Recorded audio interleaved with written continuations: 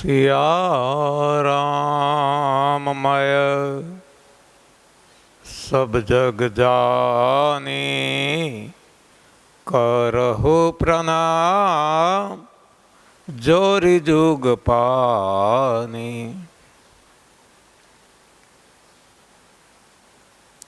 आज 23 जुलाई 2022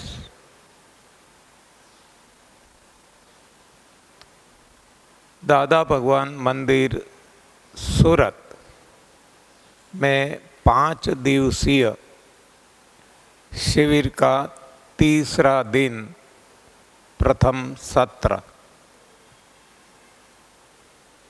2 दिनों में हमने बहुत कुछ चर्चा कर ली है। मानव देह, मानव जीवन का हेतु, प्रभु प्राप्ति। लेकिन जब शरीर ही साथ नहीं देता तब प्रभु प्राप्ति तो क्या, हम कुछ भी नहीं कर सकते।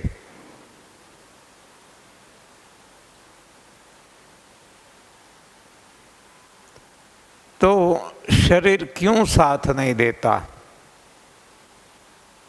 क्योंकि शरीर रोगिष्ठ है। शरीर रोगिष्ठ क्यों है? क्योंकि गलत खाना खाया है। गलत खाना खाने से क्या हुआ? वो रुक गया, सड़ गया, सड़न लग गई। वात पित्त कफ को जन्म दिया, कीड़े पड़े, टीबी, कैंसर जैसे महाभयंकर रोग भी हुए, सर्दी जुखाम से लेकर। तो ये सारे रोगों की जड़ शरीर के भीतर की अशुद्धि है,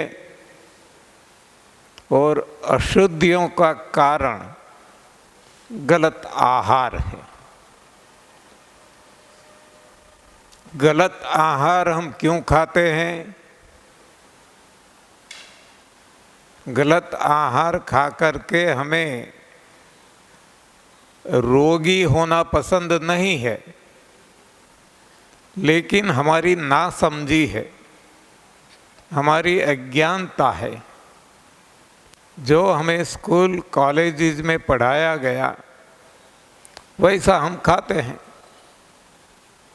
और जो अनपढ़ है, स्कूल कॉलेज नहीं गए अन्य प्राणी, वो निरोग है, क्योंकि उन्होंने गलत शिक्षा नहीं ली है। जबकि इंसान ने गलत शिक्षा ली है। शिक्षा का महत्व इंसान के लिए है, क्योंकि भगवान ने इंसान को सुपर सेंस दी है।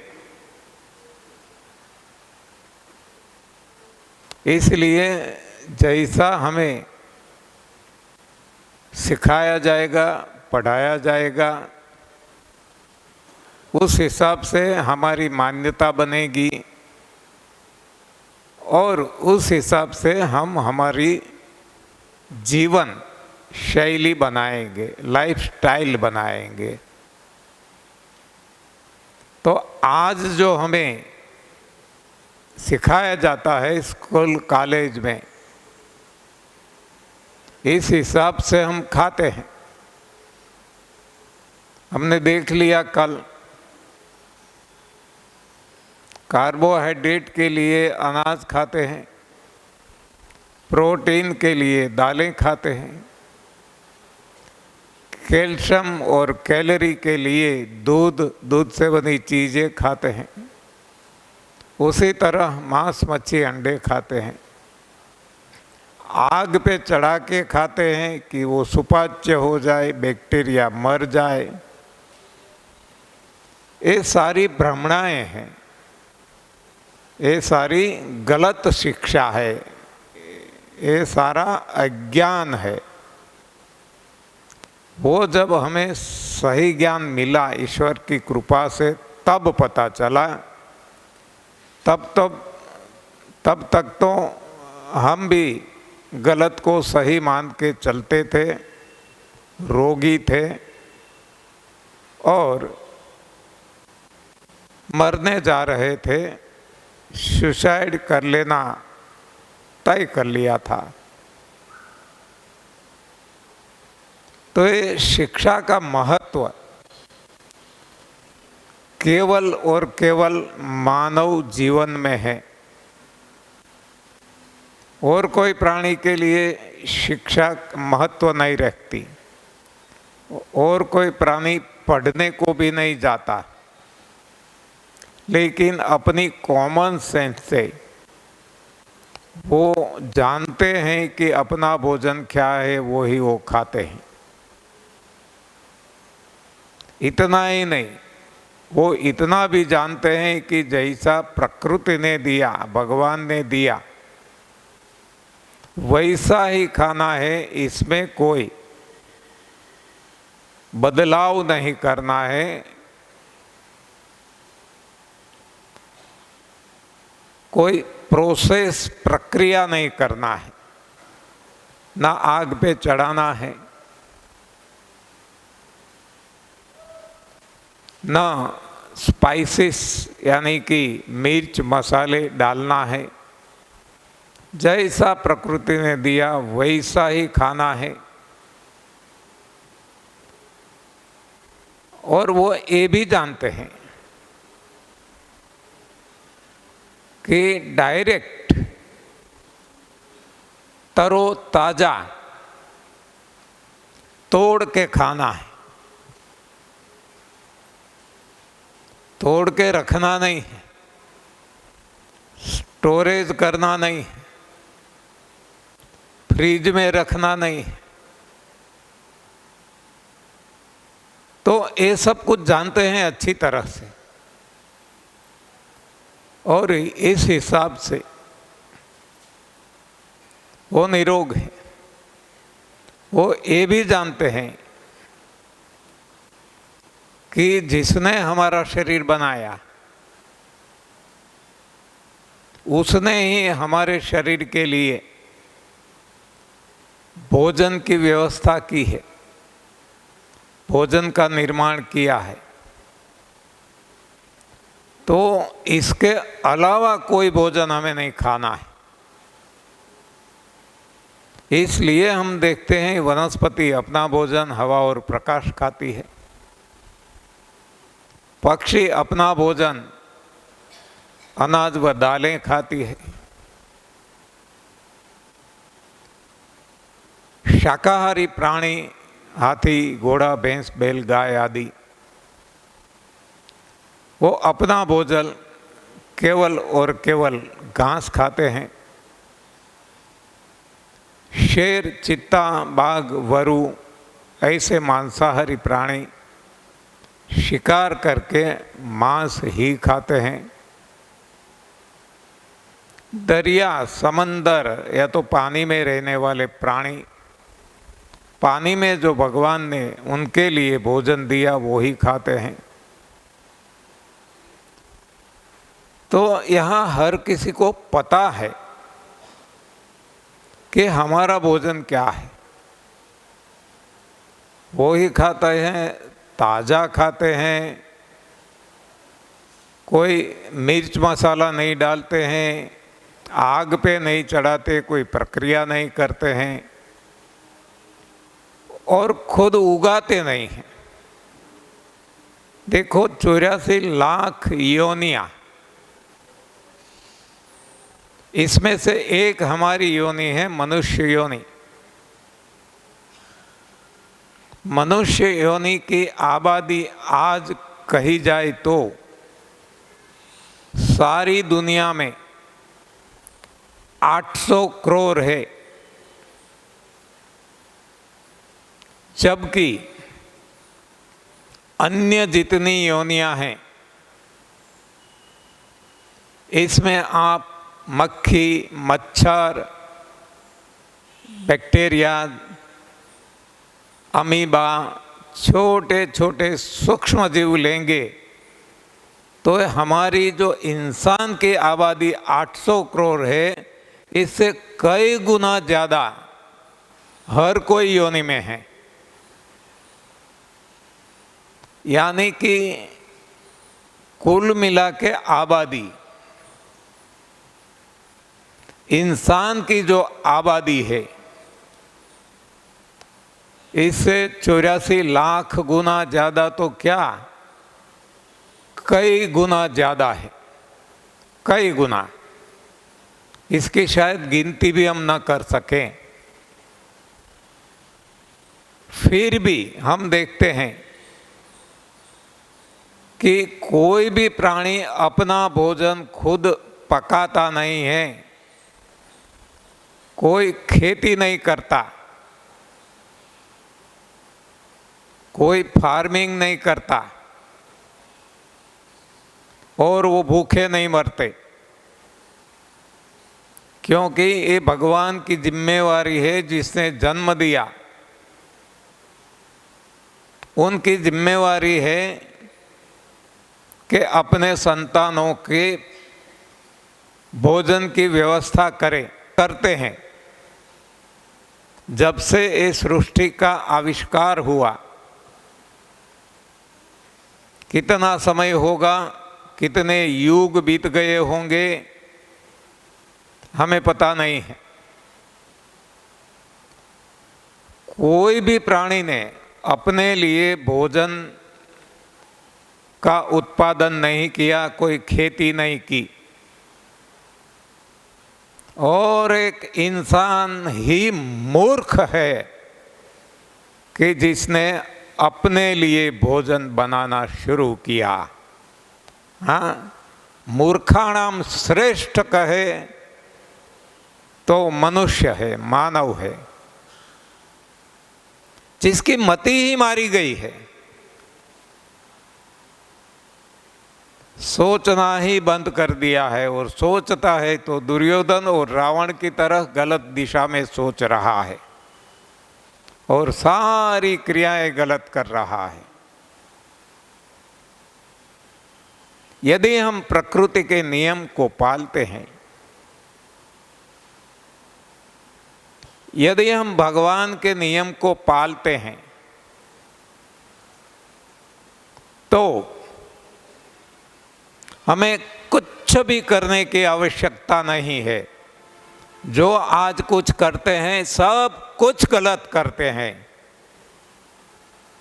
न खेती की आवश्यकता है, न पढ़ने की आवश्यकता है, न व्यापार की आवश्यकता है, न फैक्ट्रीज लगाने की आवश्यकता है, न कुछ भी। आप देखो, इतनी 84 लाख योनियां, कौन है सब कुछ करता है और कौन मर जाता है या किसी को क्या घाटा पड़ जाता है, और हम नहीं पढ़ेंगे तो पीछे रह जाएंगे। हाँ, नहीं उगाएंगे तो मर जाएंगे। सारे गलत ख्याल है, गलत ये भ्रमणाएं हैं, भ्रमणा में हम भटक रहे हैं। Nothing is required to do, कुछ भी करने की आवश्यकता नहीं है। जो भी करते हैं गलत करते हैं। बस केवल इतना समझ जाए, don't do anything, let it happen what ever happens. जो होता है होने दीजिए, इसमें टांग मत डालो। हमने वही काम किया है, भगवान को अपना काम नहीं करने देते। हमने खुद का विज्ञान बनाया और ये विज्ञान ही भगवान को खुद भगवान का काम नहीं करने देता है। और विज्ञान सभी जगह भगवान के सामने बात भिड़ता है। हाँ, विज्ञान का काम ही है विनाश करना। विज्ञान के पास जिंदगी देने का कोई सही ज्ञान ही नहीं है। सरासर नुकसान करने वाला, विनाश करने वाला विज्ञान को हमने जन्म दिया, इंसान ने जन्म दिया। हमने एक ऐसा राक्षस पैदा कर दिया कि खुद हमें खा रहा है। ऐसे विज्ञान को छोड़ो, मारो गोली और भगवान के शरण में जाओ और देखो।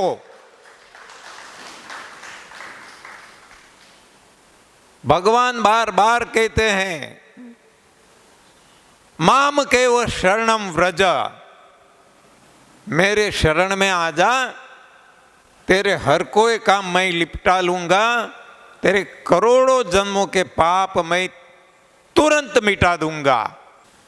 लेकिन विज्ञान के पीछे अंधे हो गए हैं हम। भगवान को तो हमने छोड़ ही दिया है। क्या भगवान, केवल क्रिया में रख दिया। बस माला घुमा लो, मंदिर जाके दर्शन कर लो, हाथ जोड़ लो, कपड़े बदल लो, मूछे दाढ़ी बढ़ा लो, त्रिपुंड लगा लो, कोई अपने अपने, हाँ देखो हर किसी के ये बिजनेस नहीं है तो क्या है। हाँ, जैसे बिजनेस में हर कोई अपनी अपनी पहचान रखते हैं, कोई भी ले लो अपनी पहचान होती है। आजकल धर्मों में अपनी अपनी पहचान है। एक ने सफेद कलर का रंग का कपड़ा पहन लिया तो दूसरा काला पहनेगा, तीसरा ऑरेंज कलर का पहनेगा। हाँ, क्या बात है? धर्म ऐसे हो सकता है क्या? धर्म को कोई कपड़े से लेना देना है क्या? तिलक से लेना देना है क्या? कोई काले रंग का तिलक करता है तो कोई हरे रंग का, तो कोई लाल रंग का, कोई पीले रंग का, कोई चंदन का। अरे क्या फायदा हुआ? कभी देखा? मति ही मारी गई है, क्या बताएं।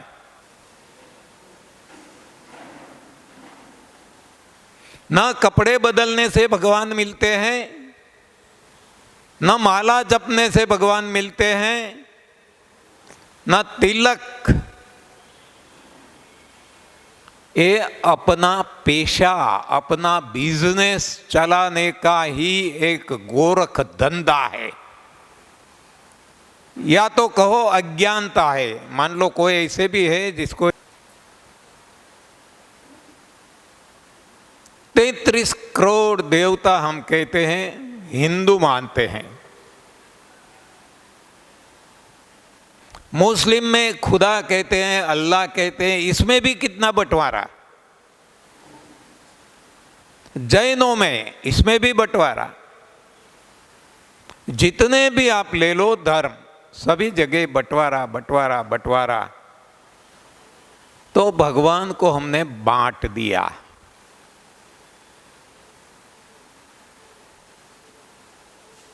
हर कोई कहते हैं मेरा भगवान सर्वश्रेष्ठ है, मेरे पास आओ, हमारी टोली में आप जुट जाओ। कोई भी संप्रदाय, कोई भी धर्म आप देखेंगे, बस धर्म परिवर्तन करवाने में ही पड़े हैं। और धर्म क्या है किसी को पता ही नहीं है, लेकिन धर्म के नाम पे बर्बाद हो जाते हैं, जान दे देते हैं। क्या धर्म है? हाँ, सही में देखे तो धर्म यानी गुणधर्म कहें, जैसे हम हैं वैसे रहें, वो धर्म। हाँ, धर्म की कोई डेफिनेशन ऐसी नहीं होती। जैसे कहें गुलाब का धर्म क्या है? सुगंधि देना, सौंदर्य प्रदान करना। कोई गंदगी का ढेर है, उसका धर्म क्या है? गंदगी देना, बदबू देना। उसी तरह जैसे भगवान ने हमें बनाए वैसे हमें रहना, लेकिन हमें भीतर कुछ और है, बाहर कुछ और है। मनसा वाचा कर्मणा, जिसके विचार, वाणी और वर्तन एक है, वो उनका सही धर्म है। हाँ, धर्म में और कुछ नहीं है। धर्म के नाम से कभी झगड़ा हो ही नहीं सकता। धर्म तो इतनी विशालता देता है। वसुधैव कुटुंबकम, हाँ, केवल इंसान नहीं, वसुंधरा में जितने भी जीव रहते हैं, अरे जीव ही नहीं, निर्जीव भी, हर कोई हमारा परिवार है। हाँ, इतनी विशालता जो देता है वो धर्म है। और हम इतने संकुचित बन गए। एक घर में 3-4 धर्म, कोई स्वामीनारायण, कोई जैन, कोई वैष्णव, कोई दूसरा तीसरा, आपस में झगड़ते हैं। वो कहता है मेरा भगवान ऊंचा, एक कहता है मेरा भगवान ऊंचा, एक कहते हैं मेरा भगवान ऊंचा। हाँ, ये कोई भगवान, ये कोई धर्म, क्या बात है? लेकिन ऐसा क्यों हुआ? इसके पीछे भी एक ही बात है, हमारी सोच गलत है। सोच कब गलत हो सकती है? जब मन हमारा गलत है। क्योंकि मन से सोच जन्म लेती है ना। मन कब गलत रहता है? जब अन्न गलत है। हाँ, हम अच्छी तरह से जानते हैं, जैसा अन्न वैसा मन, जैसा मन वैसी सोच, जैसी सोच वैसे कर्म, क्रियाएं, एक्शन। तो ये सारी एक्शन जो गलत हो रही है सारी दुनिया में, लड़ाई झगड़ा जो भी हम कहें, जितने भी दुर्गुण, ईर्ष्या, काम, क्रोध, लोभ, मोह, मद, जो भी हम कहें, इसकी जड़ है मन में, और मन की जड़ है अन्न में। इसलिए हम अन्न पे सबसे ज़्यादा जोर देते हैं। भगवान ने भी अन्न पे जोर दिया है। हर कोई शास्त्र में, चाहे श्रीमद् भगवत गीता हो, चाहे श्री रामचरितमानस हो, चाहे महाभारत हो, कोई भी ले लो, कुरान हो, बाइबल हो, तालमुड तोरा हो, गुरु ग्रंथ साहिब हो, हर किसी में अन्न की महत्ता बताई गई। लेकिन हमने ऑप्शन में निकाल दिया, बस दर्शन करो, माला घुमाते रहो, गुरु को पकड़ के रहो। हाँ, जिसको कुछ पता नहीं है क्या धर्म है, और वो गुरु बन बैठे हैं।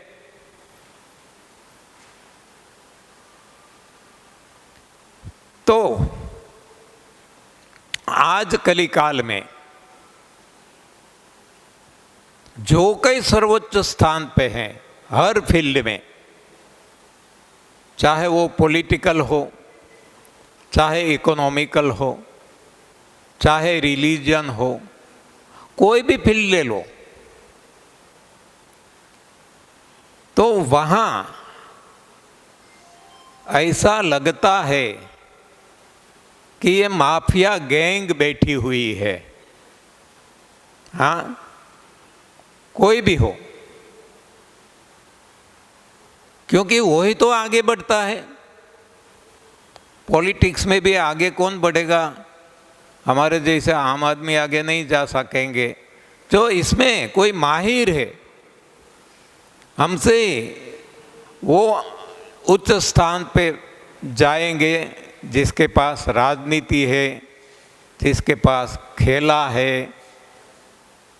हाँ, तो सभी जगह एक ही बात है। तो जहाँ से हमें कुछ मिलता है, संस्कार मिलते हैं, वो ही गलत मिलते हैं। पॉलिटिक्स से भी गलत मिलता है, रिलीजन से भी गलत मिलता है, एजुकेशन से भी गलत मिलता है, सभी जगह से हमें गलत मिलता है। क्यों गलत मिलता है? हमने अभी देखा, जैसा जिसका स्वभाव, जो वो जानते हैं वो देंगे। जैसी कि बदबू का ढेर है, वो बदबू ही देगी। गंदगी का ढेर है, हाँ, वो कभी सुगंधी नहीं दे सकता। और जो सुगंधी, मान लो फूलों का बाग है, बगीचा है, तो वहीं से दुर्गंध नहीं आएगी, वहाँ से सुगंध ही मिलेगी, क्योंकि उसके पास सुगंध ही है, वो सुगंधी ही देगा। तो जिसके पास जो है वो देगा। डॉक्टर के पास जो है डॉक्टर देगा, वैद्यों के पास है वो वैद्य देगा, क्रियाकांडी के पास है वो देगा, वास्तुशास्त्री के पास जो है वो देगा, रेकी वालों के पास जो है वो देगा, मेरे पास जो है मैं दूंगा, जिसके पास जो है वो देगा। यानी कि धर्म गुरु ने भी हमने गलत दिया, क्योंकि उसके पास गलत ही है, सही है ही नहीं। वैज्ञानिकों के पास गलत ही है, सही है ही नहीं। राजकीय नेताओं के पास वैसे ही है, हाँ, तो वो देते हैं। झगड़ा झगड़ा झगड़ा सारी दुनिया में हम देखते हैं। तो ये सारी समस्याओं का जड़ यदि कहे तो वो है अन्न, गलत भोजन। और सारी समस्याओं का समाधान यदि कहे तो वो भी है अन्न, सही अन्न, हाँ, सही भोजन। सही भोजन लेंगे, सही परिणाम मिलेंगे। गलत भोजन लेंगे, गलत परिणाम मिलेंगे। So simple. हाँ, तो अन्न ही जहर है, अन्न ही अमृत है। इसके पीछे समझदारी जरूरी है। गलत अन्न जहर का काम करेगा, सही अन्न अमृत का काम करेगा। इसलिए हम जानते हैं कि जब भगवान श्री कृष्ण दुर्योधन को समझाने के लिए गए, कौरव और पांडवों का युद्ध न हो इसलिए,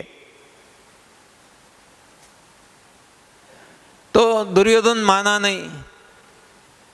देखो, भगवान की बात भी नहीं मानते दुर्योधन, और हम दुर्योधन ही हैं। भगवान की बात नहीं मानते, विज्ञान की मानते हैं। तो दुर्योधन ने बात किसकी मानी? शकुनी की। ये शकुनी आज विज्ञान है हमारे लिए, उनकी बातें हम मानते हैं तो हैरान परेशान होते हैं, दुखी होते हैं। सारा जीवन दुख में बीतता है और मौत भी कष्टदायक होती है। ये तो आज की स्थिति है हमारी इंसान की। अब अन्न की बात करें तो दुर्योधन ने गलत अन्न खाया था, इसलिए वो दुर्बुद्धि रहा। दुर्योधन, हाँ, दुर्बुद्धि। और इसमें जो भी थे दुशासन, हाँ, दुर्बुद्धि वाले, क्योंकि सभी ने गलत अन्न खाया था। भगवान जब अपना मेहमान है ऐसा सोच के दुर्योधन ने उनकी खाने पीने की व्यवस्था की।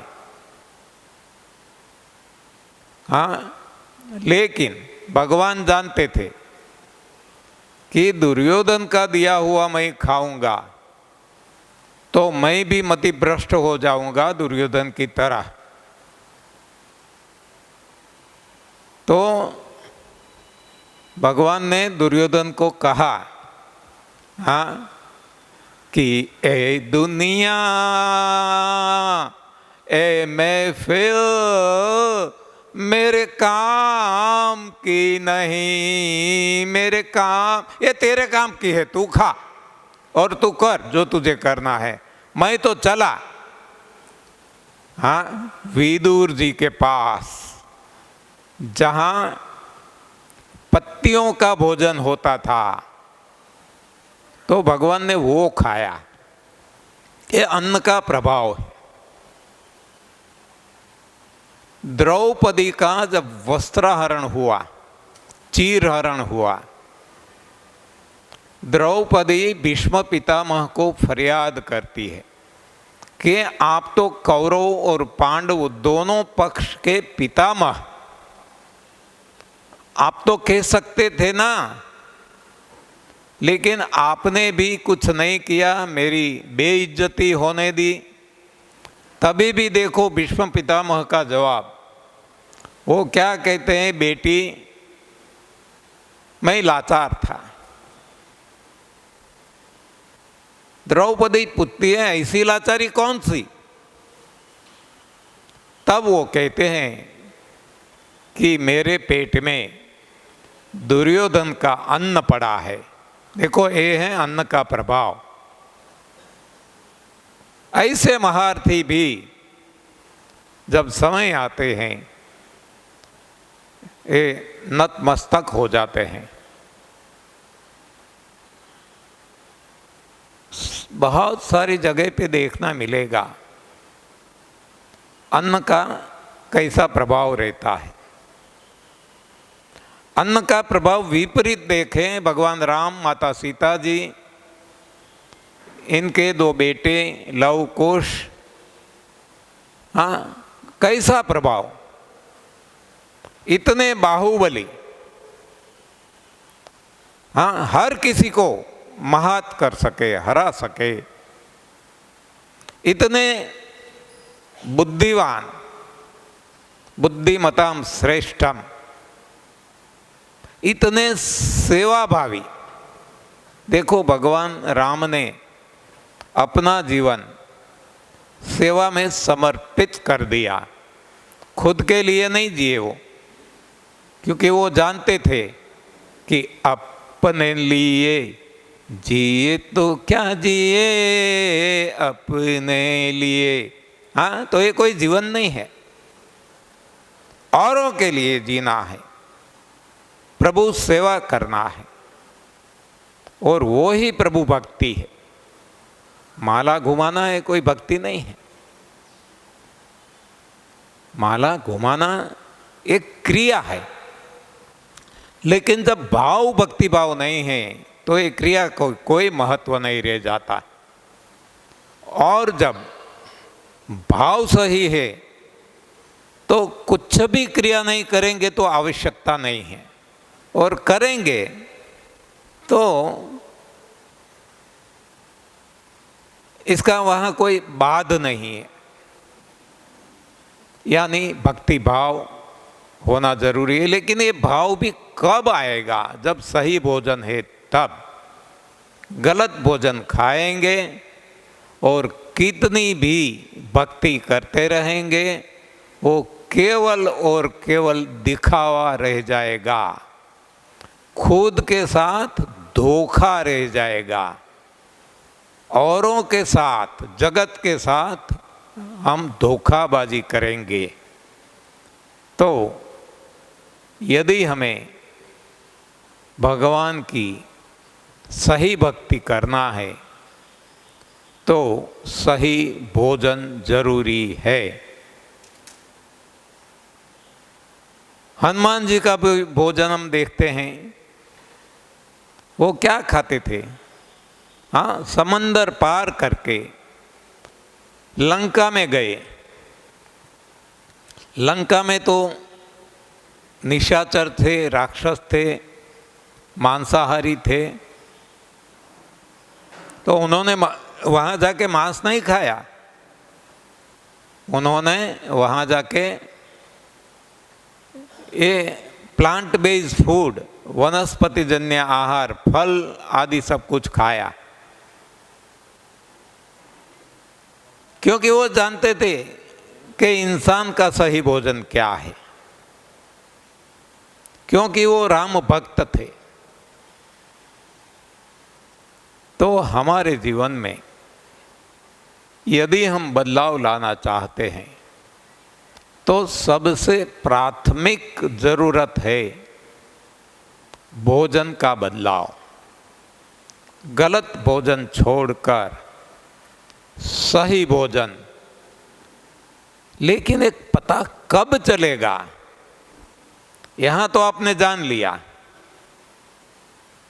आप किसी को बताएंगे, इसमें से कोई मानेंगे, कोई नहीं मानेंगे, कहां तक हमारी पहुंच। लेकिन इसी बातों को यदि हमने शिक्षा में डाल दिया, फर्स्ट स्टैंडर्ड से हमारे बच्चे को, हमारे लड़के को, हमारे संतानों को यदि हम सही शिक्षा देंगे तो ऐसी शिविर करने की कभी कोई ज़रूरत नहीं पड़ेगी, कोई भी प्रयास करने की ज़रूरत नहीं पड़ेगी। क्योंकि जो उनकी बिलीफ होती है, मान्यताएं होती है, पहले से ही सही मान्यता बनती है। आज हमारे मन में गलत मान्यता है, भ्रमणाएं हैं, क्योंकि हमने गलत शिक्षा ली है, गलत सीखा है, गलत पढ़ा है। तो इसको निकालना बहुत मुश्किल हो जाता है। लेकिन यदि शिक्षा को ही बदल दे, गलत शिक्षा की जगह सही शिक्षा, गलत शिक्षा जो आज सारा जगत सीख रहा है, पढ़ रहा है, वो गलत शिक्षा है। और सही शिक्षा है धर्मशास्त्र, स्क्रिप्चर्स। तो इसको हमें लाना पड़ेगा हमारे सिलेबस में। एक सद्भाग्य कहो तो सद्भाग्य, इंडियन सेंट्रल गवर्नमेंट ने कुछ शिक्षा पद्धति में बदलाव किया है। इसके एक भाग रूप मध्य प्रदेश और गुजरात ने प्राइमरी स्टूडेंट्स के लिए सिलेबस में कुछ बदलाव किया है। वो अगले साल से ही इसकी अमलवारी होगी, और वो है स्टूडेंट्स को श्रीमद् भगवद गीता सिखाना। मुझे लगता है कि ये सतयुग आने की शुरुआत हो चुकी है।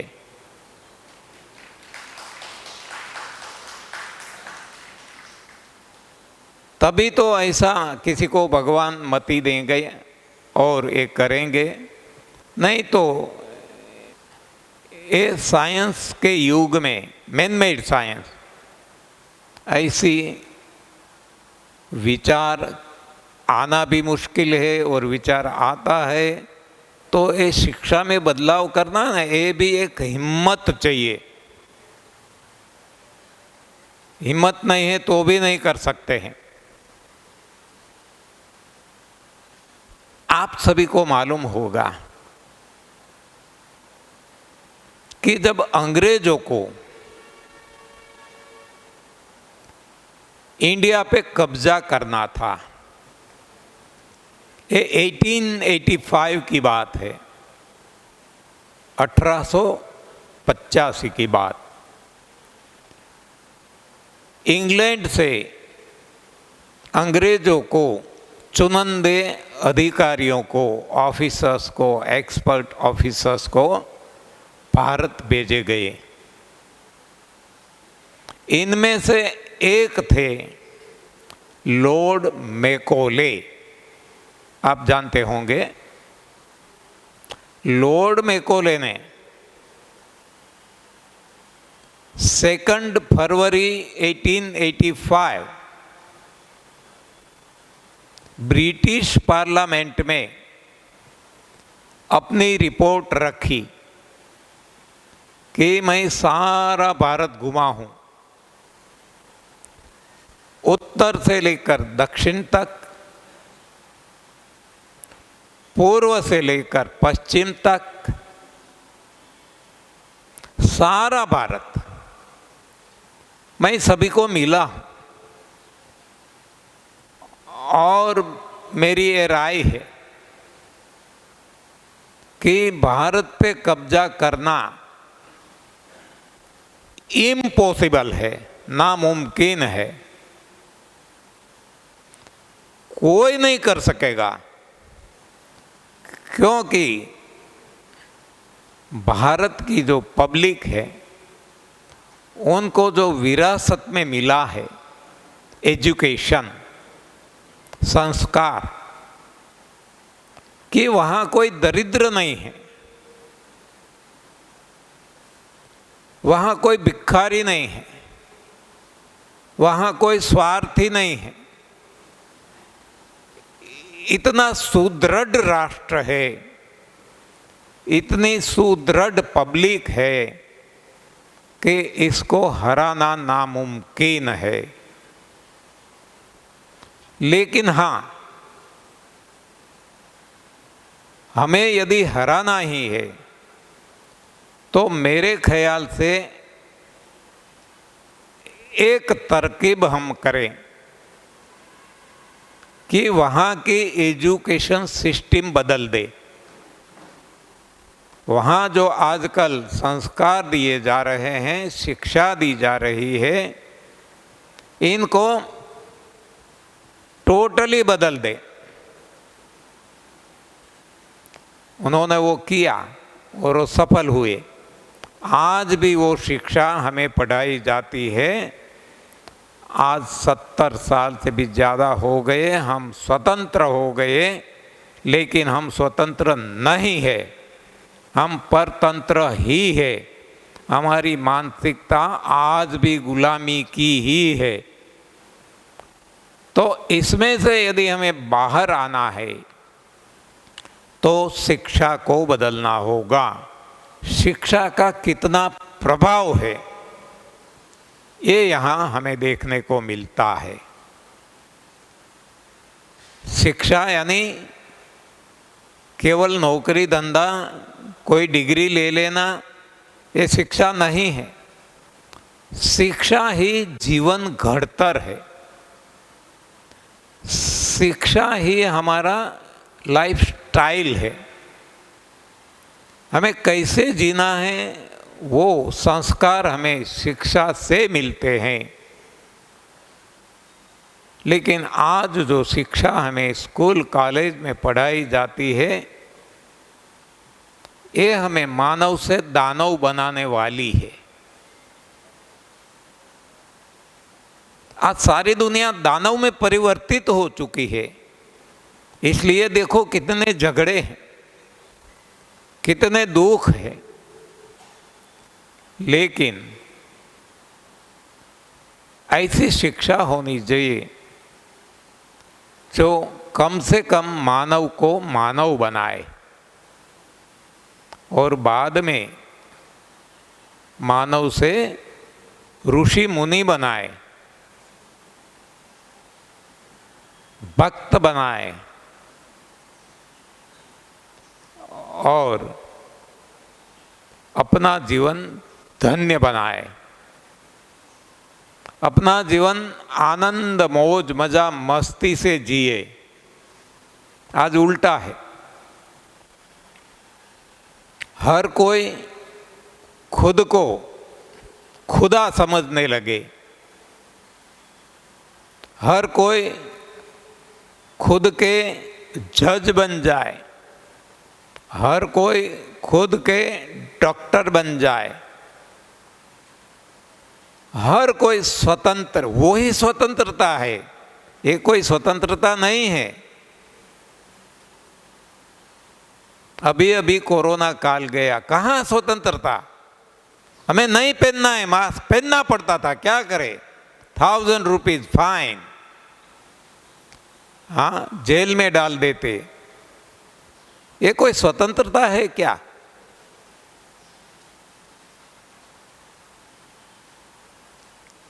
अपने तरीके से रहने की भी कोई स्वतंत्रता नहीं है।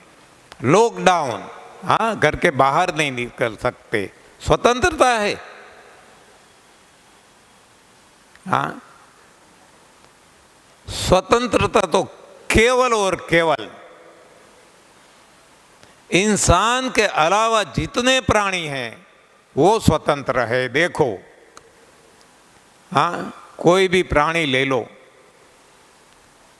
उनको कोई भी देश में जाना है तो वीज़ा लेना पड़ता है क्या? उनको पासपोर्ट निकालना पड़ता है क्या? हाँ, उनको आधार कार्ड चाहिए क्या? ये स्वतंत्रता है? हाँ, हम तो आज भी गुलाम हैं।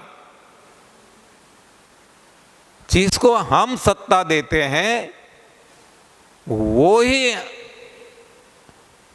पब्लिक पे सवार हो जाते हैं, पब्लिक को परेशान करने लगते हैं। तो ये कौन सी लोकतांत्रिक व्यवस्था, ये कौन सी स्वतंत्रता? स्वतंत्रता देखो राम राज्य में थी, धोबी भी कुछ बोल गया तो इस पे खुद भगवान राम वो इसको इम्पोर्टेंस देते थे। आज हम जानते हैं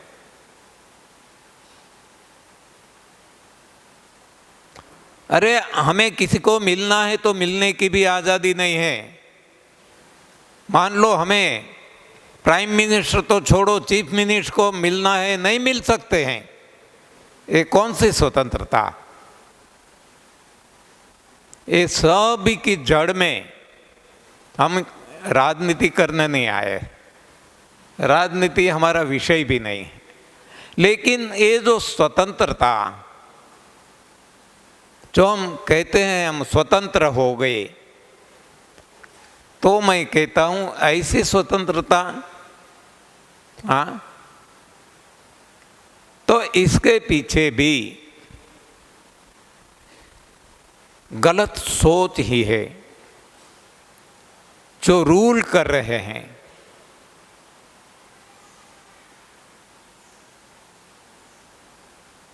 एनीवे, हमें तो खुद पे रूल करना है, हमें खुद का सम्राट बनना है। और ये तब होगा जब हमारी सारी इच्छाएं लुप्त हो जाएगी, हमारी सारी आकांक्षाएं, जब हमारी सारी आसक्ति, ये सब कुछ खत्म हो जाएगी, तब सही में हम आज़ाद हो जाएंगे, स्वतंत्र हो जाएंगे। ये अवस्था भी संभव है, लेकिन बिना भोजन परिवर्तन किए असंभव है। तो ये सारी बातें भी हम करेंगे। आज हमें पता है कि यदि हमें इतनी ऊंचाई हासिल करनी है तो सबसे पहले ज़रूरत है शरीर को मजबूत बनाना, शरीर को निरोग बनाना।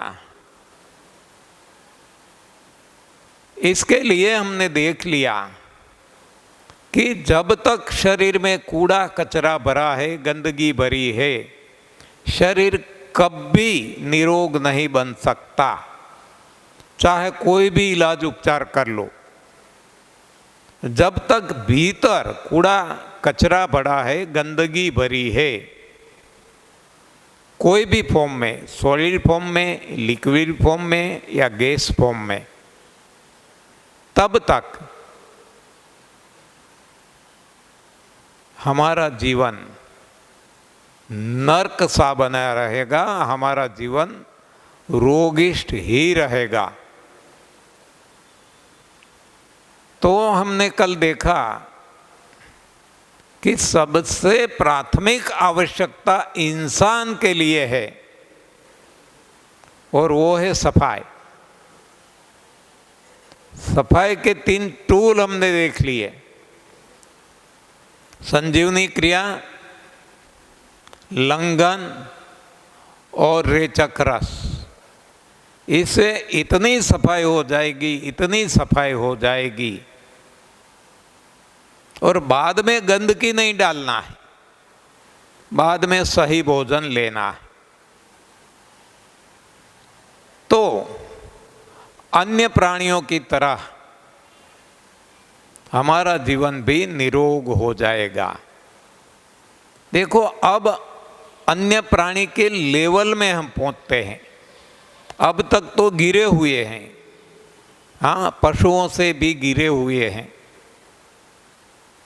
तो ये जब अशुद्धियां हटेगी, तब हम अन्य प्राणी के समकक्ष बन जाएंगे, हमारे रोग हट जाएंगे।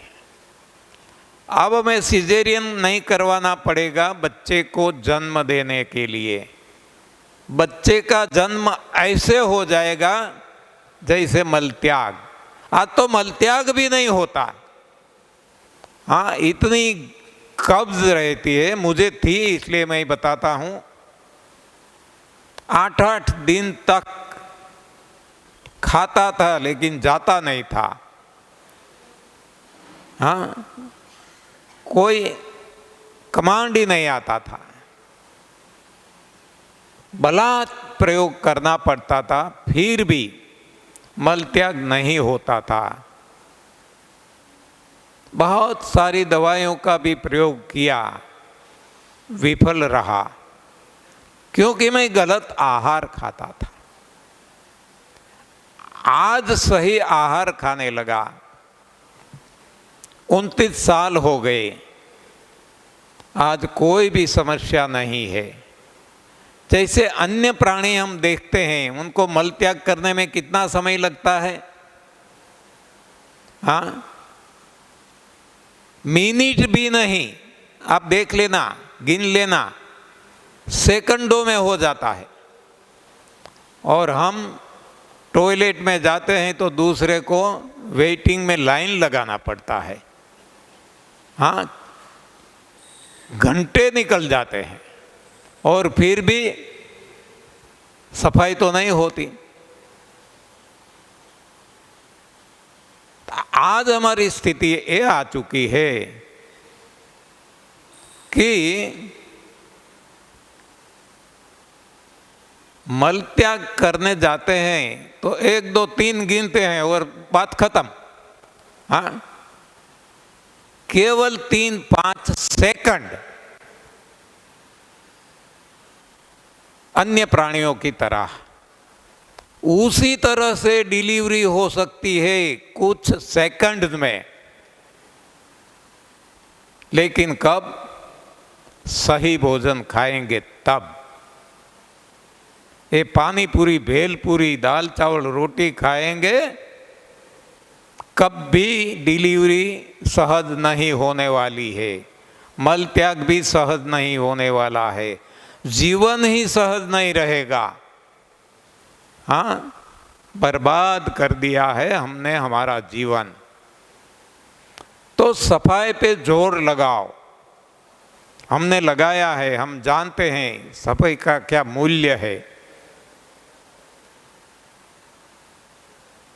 जब तक सफाई ना हो जाए आपको पता चल जाएगा, तब तक ये तीनों क्रियाएं करते रहना है। संजीवनी, लंघन और क्लींसिंग जूस, सफाई करने वाला रस। अपने आप स्थिति नॉर्मल हो जाएगी। जब तक सफाई होती है तब तक कुछ भी डालना नहीं है, नहीं रहा जाता। लगता है नहीं खाएंगे चक्कर आ जाएंगे, गिर जाएंगे, मर जाएंगे, तभी ही पर्याप्त मात्रा में कोई जूस लेना है अपनी पसंद का। देखो, इसको हम कहते हैं रोगी की भोजन प्रथा। अब समझ में आ गया? आज जो हम अपना रहे हैं, खा रहे हैं, वो है भोगी की भोजन प्रथा। सारी दुनिया भोग भुगतती है, आनंद मौज मजा लगती है नहीं? तो ये जो कुछ हम खा रहे हैं, दाल चावल रोटी पूरी पराठे, मिठाइयाँ, दूध से बनी चीज़ें, मांस मच्छी अंडे, जो कुछ खाते हैं, तो ये सारा गलत आहार है।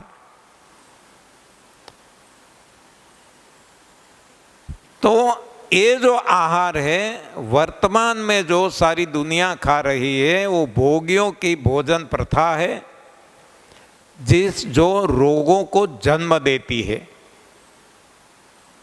इसलिए आज सारी दुनिया में संसारी भी बीमार है, सन्यासी भी बीमार है, क्योंकि सभी ने गलत भोजन प्रथा अपनाई है।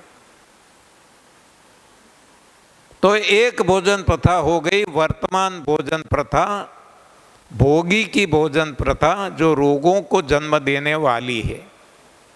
अब हमें रोगों को हटाना है, तो हमें क्या करना होगा? हम अच्छी तरह से अब जानते हैं। सफाई करनी होगी। सफाई भी 3 तरीके से, और कोई तरीके से भी कर सकते हैं तो नो प्रॉब्लम, लेकिन ये 3 तरीके ऐसे हैं जो हम घर पे कर सकते हैं, कोई खर्च के बिना, किसी की सहायता के बिना। इसलिए ये 3 तरीके हमने पसंद किए हैं।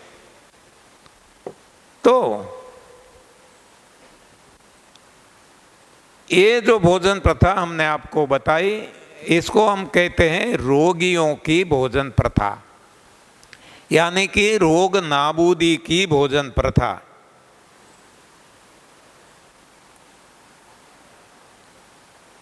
थोड़ा समय मैं और ले लेता हूँ आपका, वैसे तो समय हो चुका है, हमने कुछ समय अनुभव में बिताया, तो ज़्यादा नहीं लूँगा। तो 2 भोजन प्रथा हमने देख ली। एक जो है वर्तमान भोजन प्रथा, जो रोगों को जन्म देने वाली है। दूसरी भोजन प्रथा है जो रोगों को हटाने वाली है, की भोजन प्रथा, रोगियों के लिए रोगों को हटाने की भोजन प्रथा। इसमें हमने देख लिया सफाई पे जोर देना है, खाने पे नहीं। खाना जब आवश्यक है तब कम से कम मात्रा में खाए, और ये भी जूस के फॉर्म में, रस के फॉर्म में, सॉलिड फॉर्म में नहीं लेना है। तो ये हो गई रोगियों की भोजन प्रथा। अब हम आगे चलते हैं कि रोग तो हट गए, अब कौन सी भोजन प्रथा हटना है? सारा जीवन हमें रोगी की भोजन प्रथा नहीं अपनाना है। जब तक रोग हट जाए तभी तक, किसी के लिए 2 महीने, किसी के लिए 3 महीने, 4-6 महीने, बस जीवन भर नहीं। तो अब जो है रोग हट गए, और अब रोग हम नहीं चाहते हैं कि हम फिर से हमारे शरीर में रोग आ जाए, ऐसा हम नहीं चाहते। ये है आदर्श भोजन प्रथा, आइडियल डाइट सिस्टम, आदर्श भोजन प्रथा। आदर्श किसको कहें? जो अन्य प्राणी खाते हैं, वो आदर्श खाते हैं। अन्य प्राणी क्या खाते हैं हमने देख लिया, जो भगवान ने उनके लिए बनाया वो ही खाते हैं। जो हनुमान जी ने खाया था, जो सही ऋषि मुनियों ने, तपस्वियों ने खाया था। आज के ऋषि मुनि नहीं है, कल हमने बताया था। हाँ, ये अज्ञानतावश हम वो खुद भी मानते हैं कि हम ऋषि मुनि हैं और सारी दुनिया मानती है कि ऋषि मुनि है। ऋषि मुनि नहीं है, ये केवल और केवल अज्ञानता है और खुद को धोखा देने वाला है। तो सही में जो ऋषि मुनि थे सतयुग, द्वापर, त्रेता में, वो जो खाते थे वो आदर्श भोजन प्रथा थी। तो इसमें अन्य प्राणी जो खाते हैं वो ही बात आती है। भगवान राम क्या खाते थे? कंद मूल फल पत्ती और पानी, जो इंसान के लिए प्रकृति ने दिया, भगवान ने दिया। कैसे खाते थे? लक्ष्मण जाते थे, तोड़ के लाते थे, तरो ताजा खा लेते थे। न छुरी थी, न चप्पू थे, न कोई मिर्च मसाले थे, न चूल्हा था। हाँ, अन्य प्राणी की तरह वो आदर्श है। रखते भी नहीं थे कि चलो ये रात में खा लेंगे, दोबारा जाने ना पड़े, नहीं। दोपहर का दोपहर, रात का रात, तरो ताजा, जब भी भूख प्यास लगती है खा लेते हैं, पी लेते हैं। ये है आदर्श भोजन प्रथा। लेकिन आज के ज़माने में हमने हमारी लाइफस्टाइल ही इतनी कॉम्प्लिकेटेड बना दी है कि हमारे लिए आदर्श भोजन प्रथा संभव ही नहीं है। It is impossible. क्योंकि हम जंगल में तो जाएंगे नहीं, पहाड़ियों में तो जाएंगे नहीं, हमें तो ये समाज में रहना है जहाँ कोई पकाता है। कहाँ पकाता है? हमारे गांव तक वो कोई वाहन में आता है, वहीं से हमारे पास थोकबंदी व्यापारी, बाद में छूटक व्यापारी और बाद में हमारे पास आता है। कितना समय बीत जाता है, यानी कि तरोताज़ा हम नहीं खा सकते। दूसरा, जो प्रकृति ने दिया वो हम नहीं खाते हैं, हम खुद उगाते हैं, किसान उगाते हैं, ये हम खाते हैं। यानी कि ये भी आइडियल में नहीं है, आदर्श नहीं है। जो नेचर ने दिया वो ही यदि हम खाए तो ही वो आदर्श है। तो तरोताज़ा भी नहीं खाते, खुद पका के खाते हैं, गॉड गिवन नहीं खाते। अब इसको ला के फ्रिज में रखते हैं तो और ज़्यादा बासी करके हम खाते हैं। खाते हैं तो भी डायरेक्ट नहीं खाते हैं, चूरी छप्पू से काटते हैं, कुछ समय तक रखते हैं, इसमें मिर्च मसाला डालते हैं और बाद में खाते हैं। तब तक तो इसमें से कितना सत्व तत्व हवा में चल गया होता है, एब्सॉर्ब हो जाता है। हम मानते हैं कि हम सही भोजन खाते हैं, लेकिन ये गलत है, आदर्श नहीं है। आदर्श हमारे लिए इस समय में संभव ही नहीं है। तो कोई बात नहीं, जितना हो सके इतना तो करें। 100% ना हो सके तो 90%, 90 ना हो सके तो 80%, 70%, जितना भी हो सके। लेकिन कम से कम हमारा भोजन ही हमें खाना है। हमारे भोजन के अलावा कुछ नहीं खाना है। इतना भी करेंगे, स्वाद के लिए मिर्च मसाला डालना है तो डालें, रखना पड़ता है, स्टोरेज करना पड़ता है फ्रिज में, तो करें। तो ये आइडियल सिस्टम नहीं है, ये प्रैक्टिकल सिस्टम हो जाएगी, प्रैक्टिकल, व्यवहारू। ये भी करेंगे तो भी बहुत फायदा होगा। आदर्श होगा तो कुछ बात अलग ही है, लेकिन आदर्श नहीं हो सकता, व्यवहारू प्रैक्टिकल हो सकता है, तो भी बहुत फायदा होगा। लेकिन आजकल जो दुनिया में हम रहते हैं, समाज में रहते हैं, परिवार में रहते हैं, वहाँ हम एक दूसरे से जुड़े हुए हैं संबंधों से। तो हमें कहीं शादी ब्याह में जाना पड़ता है, कहीं बर्थ पार्टी में जाना पड़ता है, कहीं मैरिज एनिवर्सरी में जाना पड़ता है, ऐसे कोई न कोई शुभ या अशुभ प्रसंग में जाना पड़ता है। तो हर कोई जो खाते हैं खाना पड़ता है, मजबूरी है। तो फिर इसको हम कहते हैं नई भोजन प्रथा, न्यू डाइट सिस्टम, कि जिसमें हम थोड़ी तड़जोड़ कर लेते हैं।